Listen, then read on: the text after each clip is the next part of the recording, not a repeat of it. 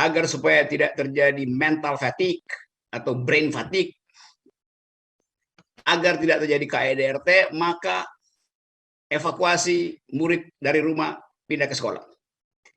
Itu yang tidak boleh terjadi, agar tidak terjadi kemalasan, agar tidak terjadi kecapean psikis, agar tidak KDRT.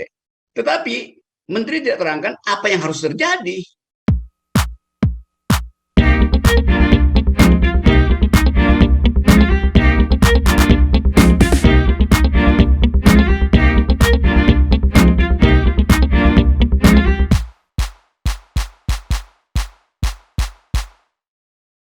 Dari sisi akal sehatnya Bung Rocky Gerung terkait dengan kebijakan pro kontra pendidikan tatap muka ini atau luring. Di unmute dulu, Prof.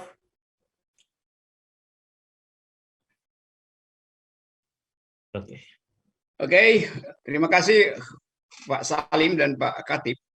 Saya mengikuti dengan cara saksama dan dalam tempo yang cukup lama uraian teman berdua itu. Saya punya pandangan akhirnya bahwa memang tidak ada konsep yang hendak dipertahankan untuk mendalilkan bahwa harus mulai dibuka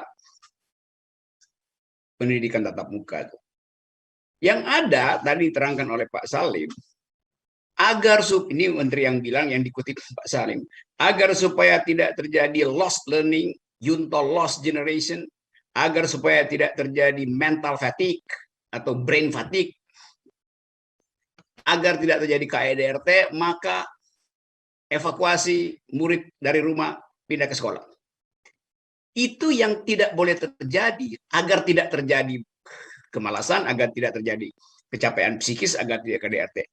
Tetapi Menteri tidak terangkan apa yang harus terjadi setelah yang tidak terjadi itu dicegah.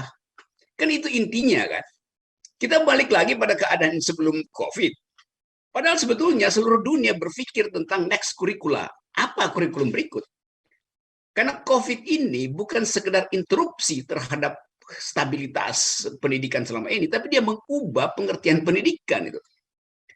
Kan selama ini di sekolah diajarkan jangan berbuat salah. Kesalahan itu adalah buruk di ruang kelas. Justru sekarang orang anjurkan berbuat salah lah, supaya kita bisa evaluasi, supaya dialektik itu. Itu nggak ada paradigma itu di dalam sistem pendidikan kita.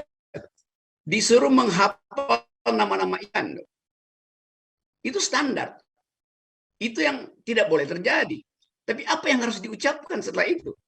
Mestinya berkali-kali saya terangkan, mestinya ada pendidikan baru, bukan sekedar menghafal nama-nama ikan, tapi menerangkan kenapa ikan tidak bisa manjat pohon. Kenapa cebong bisa manjat pohon, kodok bisa, kenapa ikan enggak tuh? Kan itu yang membuat kita berpikir ulang. Apakah corona itu berhak untuk mendiami paru-paru kita?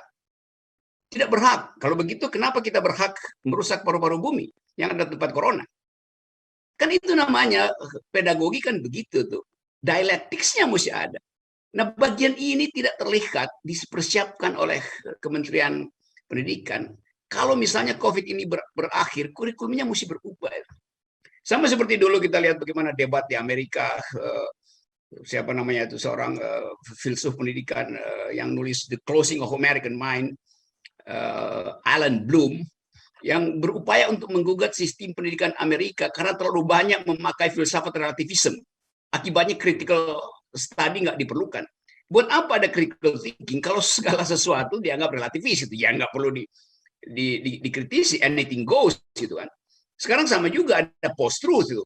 Sehingga basis kita untuk menghasilkan pikiran tidak lagi dituntun oleh kemampuan kita mencari referensi. Tapi coba kalau sering saya bicara dengan milenial itu.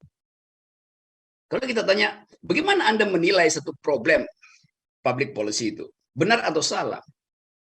Dengan mudah dia bisa katakan, ya benar. Yang tidak bilang, ya salah.